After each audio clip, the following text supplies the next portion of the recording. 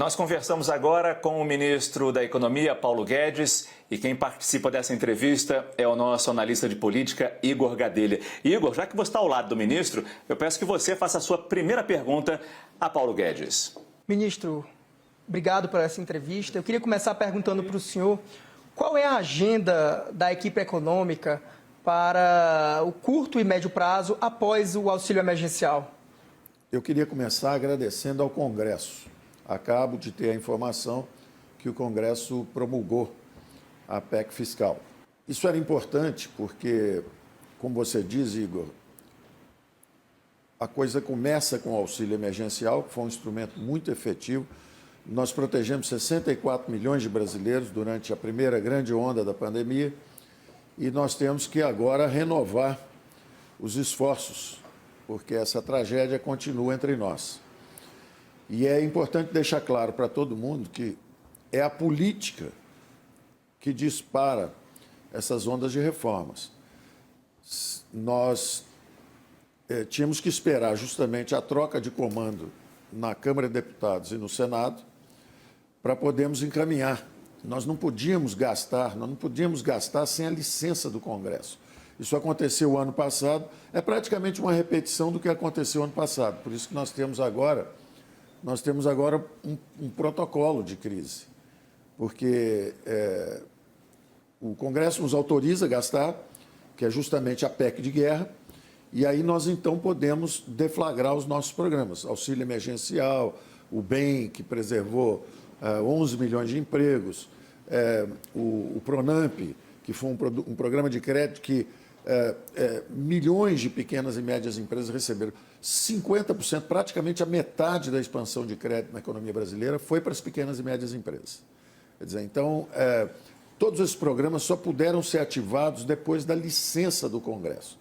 Então, o que nós fizemos foi justamente o aprendizado do ano passado, nós compactamos. Nós tivemos agora a autorização para as desestatizações, privatizações de Correios, de Eletrobras, nós temos o Banco Central independente, nós temos o marco fiscal, o novo marco fiscal, que foi promulgado agora também pelo Congresso, vem os programas, nós estamos falando de saúde, emprego e renda. Vacinação. Mas, ministro, a gente precisa lembrar que a gente está no meio de uma pandemia. A gente fica decepcionado a cada dia quando vê a lentidão, a letargia, a demora na aquisição da nossa campanha de vacinação aqui no nosso país.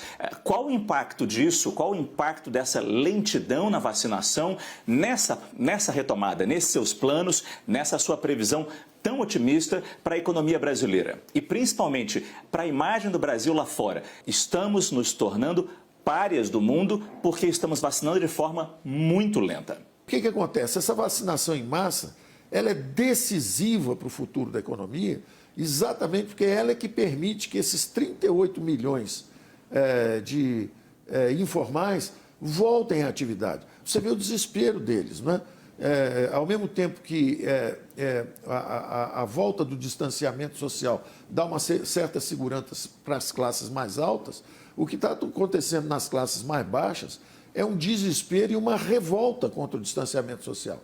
Nas classes mais baixas, as pessoas estão dizendo, olha, nós não conseguimos sobreviver, nós não vamos conseguir nos alimentar se nós não tivermos, de alguma forma, essa ajuda novamente. Então vem o auxílio emergencial de um lado, para ajudar todo mundo outra vez, e de outro lado a vacinação em massa. Que Mas realmente... essa demora de que forma está atrapalhando na retomada? Olha, quanto mais cedo chegar a vacina, melhor. Eu não vou entrar Cada um tem suas atribuições no nosso governo. Cada um faz a sua parte. E eu acho que boa parte... Não, mas aí, ministro, desculpa cortar o senhor. Essa tragédia, dinheiro nunca faltou. Essa tragédia é contra o Brasil. O senhor sempre disse isso. Não adianta as pessoas quererem subir em cadáveres para fazer política. Eu tenho dito isso. No primeiro dia nós demos 5 bilhões. No dia em que houve a comunicação, o ministro ainda era o Mandetta. O dia que ele comunicou, ele saiu do Congresso com 5 bilhões no bolso. Quer dizer, nunca faltou dinheiro.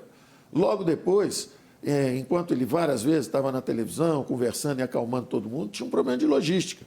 A entrega da vacina não está atrasada só agora, não. Desde aquela época a gente devia estar comprando vacina, não é mesmo? O dinheiro estava lá. Então, é muito fácil atribuir a A ou a B. Nós temos que responder sobre essa crise coletivamente. Ministro, o senhor tem 71 anos e está se aproximando o calendário de vacinação. Já queria ter vacinado. O senhor vai se vacinar? Já queria ter vacinado. Eu acho ótimo. Sou candidato a vacinar. Quero me vacinar. Reformas. O senhor sempre diz essa frase: a política dispara as ondas de reforma. Temos que respeitar o tempo da política.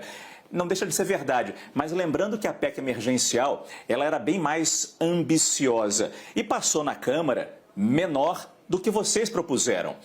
É do jogo, é verdade, mas o senhor teme que nas próximas votações importantes que o senhor terá pela frente no Congresso, particularmente as reformas tributária e administrativa, o senhor teme que aconteça a mesma coisa, inclusive com um fogo amigo de dentro do governo, desidratando as propostas que o seu ministério envia? Márcio, considerando todos os fatores, nós temos um Congresso reformista, ele já avançou com as reformas da Previdência, fizemos a sessão onerosa, nós estamos fazendo muita coisa que estava parada. Não é?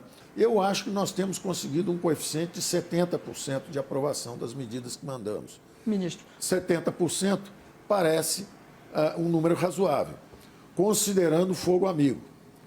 Todas as coisas incluídas, parece que a gente consegue aí uns 70%, o que é satisfatório para fazer a economia se mover. Ministro, mas há agora um componente eleitoral também.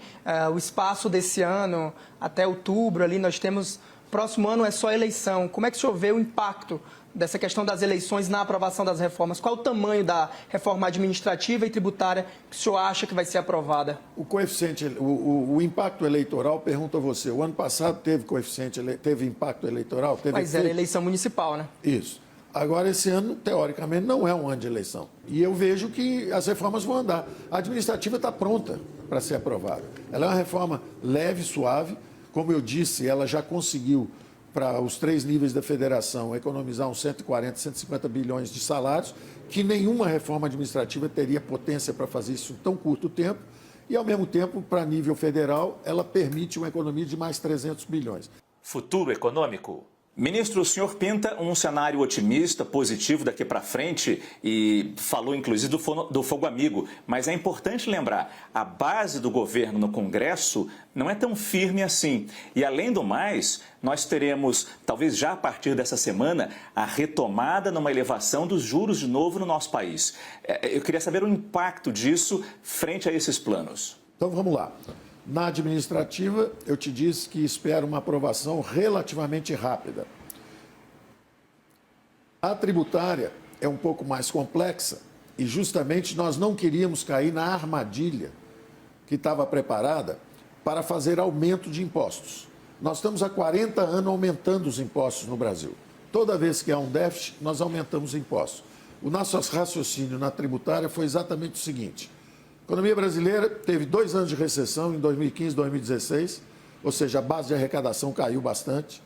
Tivemos de novo em 17, 18 e 19 um crescimento de 1%, 1,3%, 1,4%, é um crescimento baixo, ou seja, continua deprimida a arrecadação. Então seria um contrassenso, baseado nesse déficit que está lá, você tentar aumentar os impostos para fechar o déficit. Seria... Muitos críticos, inclusive despreparados, estavam reclamando o tempo inteiro que nós devíamos estar aumentando os impostos porque tem um déficit, etc. Despreparados porque você não deve aumentar impostos no meio de uma recessão, senão você agudiza a recessão. A pergunta também do Márcio, importante, quanto à política. Márcio, eu acho que daqui até o fim do governo, ao contrário do que está sendo dito, que vai ser cada vez mais difícil, porque a base do governo é instável, eu acho ao contrário.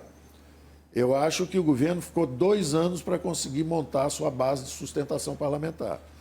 E justamente ela acaba de destravar a pauta de reformas. Economia verde. Nessa tentativa de ter uma relação melhor com o governo, ministro, eu acho que o mais importante é frisar que se a gente faz perguntas duras, se vocês escutam perguntas duras, certamente é para que as respostas orientem o cidadão, orientem as pessoas. Por isso que eu vou perguntar para o senhor, saindo um pouco de pandemia, falar um pouco de economia verde, que é muito importante isso. O senhor, melhor do que ninguém, sabe disso. O mundo está de olho no Brasil para saber como nós preservamos ou não nossas florestas, Amazônia, desenvolvemos, investimos em energia limpa. A nossa imagem, mais uma vez lá fora, também não está boa nesse quesito. Como é que a gente atrai esses investimentos importantes de quem se preocupa com o verde, quer investir num país que também se preocupa com o verde, mas não está encontrando esse investimento, não está encontrando essa preocupação aqui no Brasil? Márcio, não existem perguntas duras. As perguntas têm que ser feitas, está tudo certo. Nós todos sabemos que o futuro é verde e é digital. Todos nós sabemos disso. E há duas formas de abordar essas questões. Uma é a forma construtiva. É falar, olha, nós precisamos de ajuda. Se o Macron, na França, não consegue tomar conta de Notre Dame, tocar o fogo na catedral, que é um patrimônio da humanidade, e fica num quarteirão, ocupa só um quarteirão, como é que nós podemos tomar conta da Amazônia inteira? Então, essa é a pergunta que eu faço aos protecionistas franceses que tentam impedir o nosso acesso à OCDE, com o pretexto de que nós queimamos florestas. É um interesse comercial claro. O Brasil tem a matriz energética mais limpa do mundo. 15% das emissões são feitas hoje nos Estados Unidos. 15% das emissões, 14%, são feitas na Europa. Ou seja, 30% com eles. 30% a China faz. Por que ninguém faz essas perguntas para a China, né? Por que ela não preserva o meio ambiente, etc. Agora, dito isso, nós temos nossas responsabilidades. Nós temos que realmente preservar a Amazônia. Mas nós precisamos de ajudas. Nós precisamos de recursos. Nós temos que realmente preservar. Nós somos radicalmente contra mineração ilegal, somos contra desmatamento e desflorestamento ilegal. Temos que perceber também do lado do Brasil o que está sendo feito. Tem um dos códigos de preservação que mais...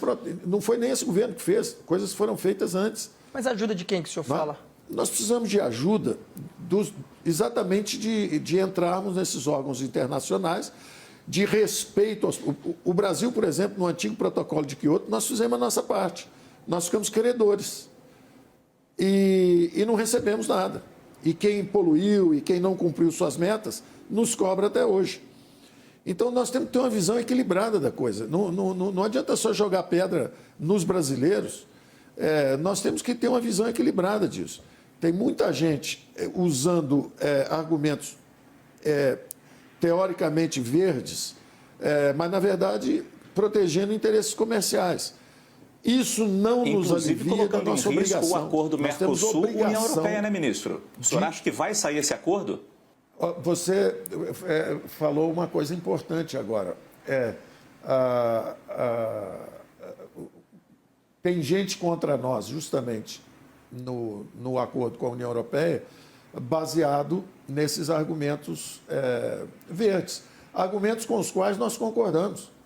Preservar a floresta, nós sabemos que temos que preservar. Os brasileiros sabem que as árvores vivas valem mais do que uma árvore morta, desde que haja um mercado de oxigênio, né? Onde nós possamos também receber ajuda nesse sentido, de definição exatamente dos direitos de exploração dos recursos naturais.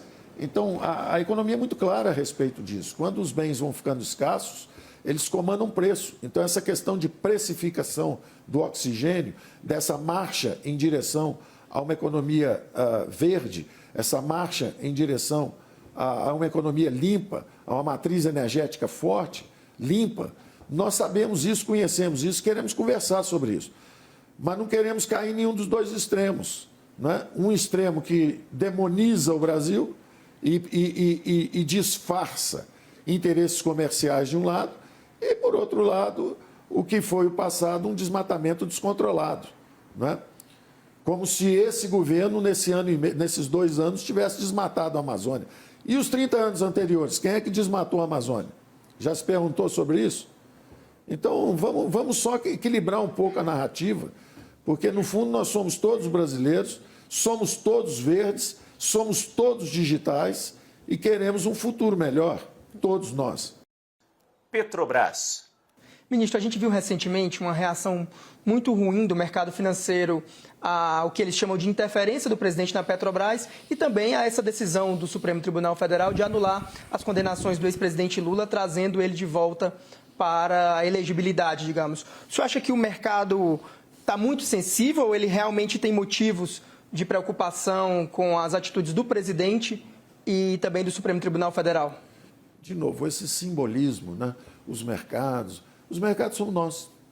É claro que se o presidente tem uma base de eleitores, que são os caminhoneiros, se eles têm a capacidade de parar o Brasil, e se o presidente quer reduzir impostos que incidem sobre essa base de eleitores deles, é claro que ele, politicamente, ele é um animal político, ele é um fenômeno político.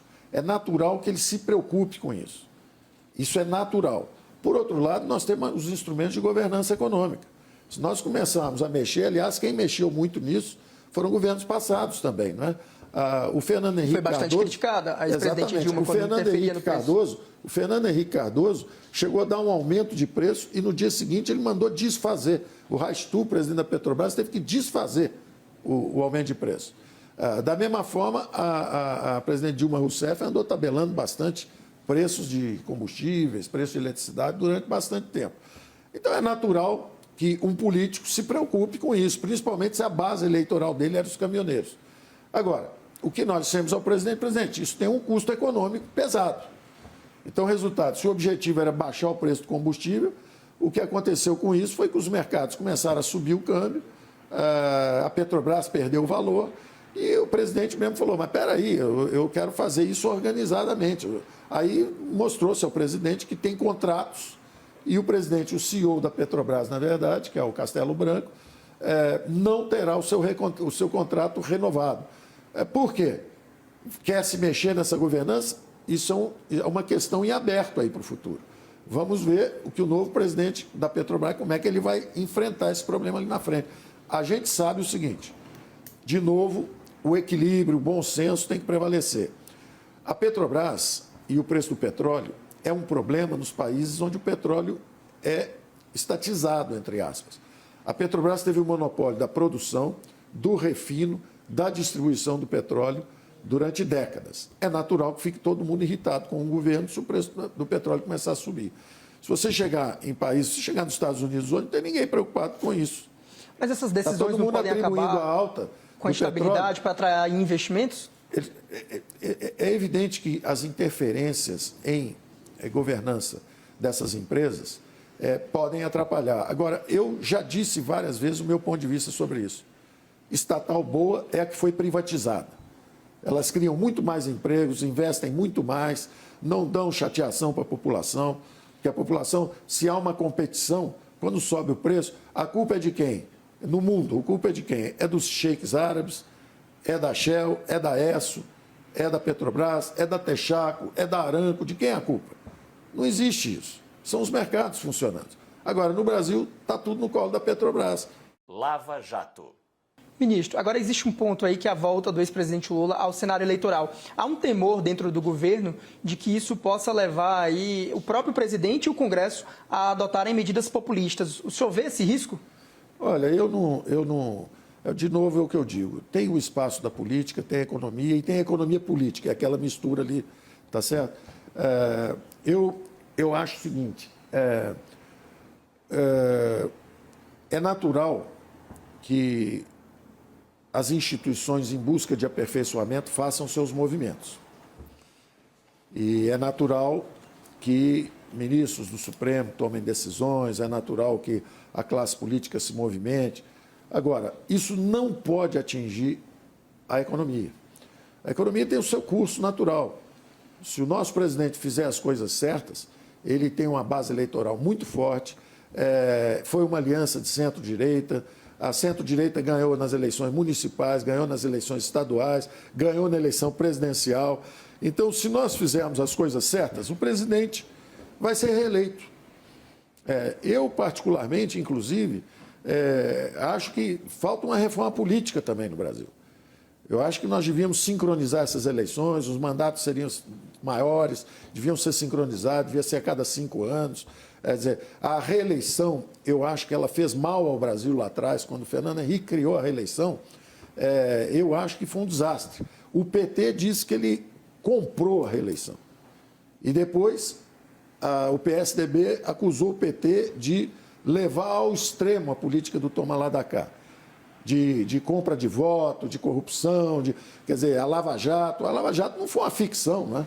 Aconteceram uma opção de coisa, pode ter tido arbitrariedade de um lado, do outro, mas a verdade é que bilhões foram devolvidos. Se bilhões foram devolvidos, bilhões foram roubados. Tem diretor da Petrobras que devolveu 100 milhões de dólares. Era um diretor da Petrobras. Então, muita coisa aconteceu. E realmente tinha uma grande liderança política à frente disso tudo. Então, estatais foram quebradas, a Eletrobras quebrou, a Petrobras quebrou, os fundos de pensão da Eletrobras e da Petrobras quebraram. Bom, alguém coordenou toda essa política. Então, eu espero que as instituições se aperfeiçoem e consigam manter a credibilidade com a opinião pública.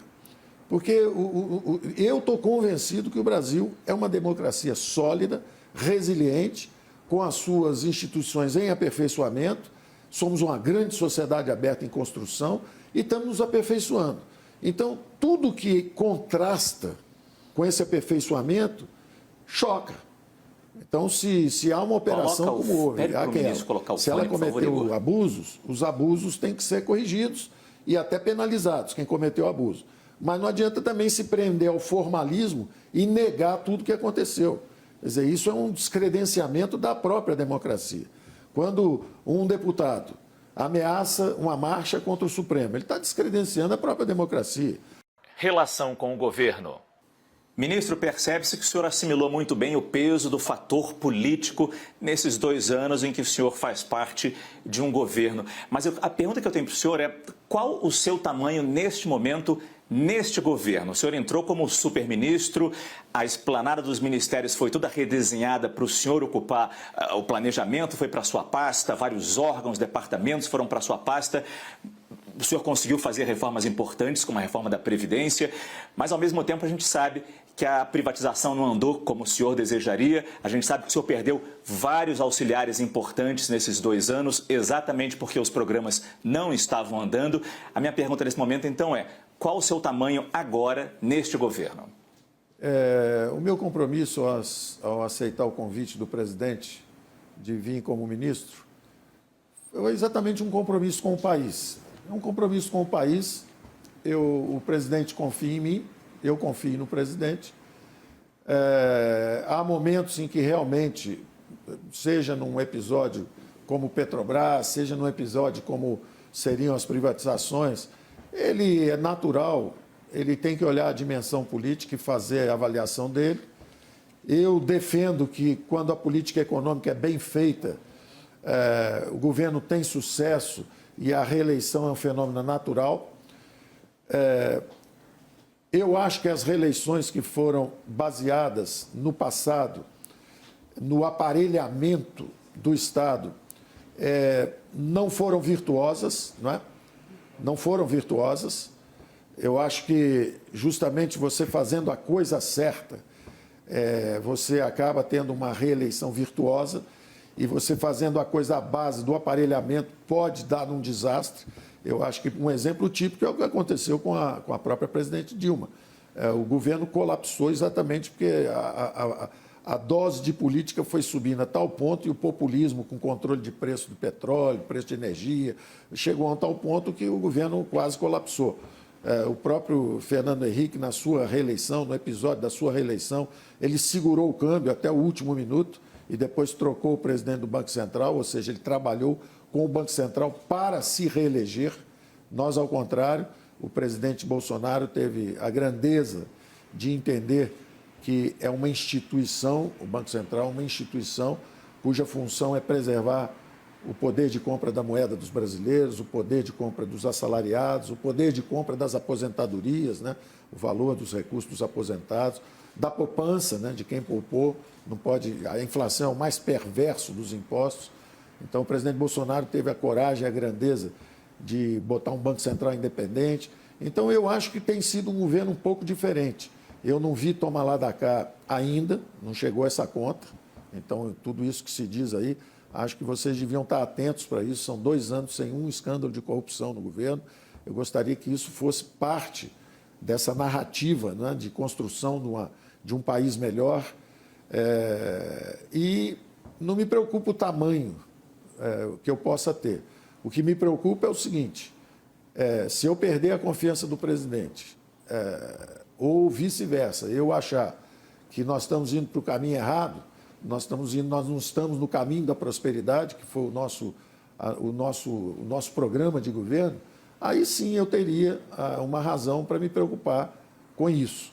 É claro que, como diz o presidente, você às vezes perde, desidrata um pouco uma proposta da Previdência, você retarda um programa de privatização, embora eu tenha descoberto que o retardamento do programa de privatização, na verdade, foi um acordo político de centro-esquerda para impedir. Quer dizer, o PT perdeu as eleições, mas ele comandava, ainda travava a pauta de privatizações. Ora, isso é uma democracia. Se a centro-direita ganhou, ela tem o direito de privatizar. Ela ganhou as eleições, estava no programa que nós íamos privatizar. Então, que negócio é esse de obstaculizar as privatizações? É a mesma coisa que quando eu vi o PT ganhar várias eleições, fiquei aí 30 anos assistindo a centro-esquerda hegemônica no comando do país e sempre respeitei as decisões. Que negócio é esse? Quer dizer, por que não pode fazer o que é o nosso programa de governo? Ministro, nós fazemos essa entrevista exatamente no dia em que a CNN Brasil completa 1 ano no ar. Eu queria saber do senhor a importância de um empreendimento como esse, num momento como esse. A mídia tem um papel decisivo, é uma das instituições decisivas nessa arquitetura de uma democracia, de uma sociedade aberta em construção. A mídia foi importante ao longo desses últimos 30 anos e vai ser mais importante no futuro. Vocês veem que exatamente estamos aqui conversando nesse propósito de transmitir à população brasileira, de uma forma organizada, o que vem aí pela frente.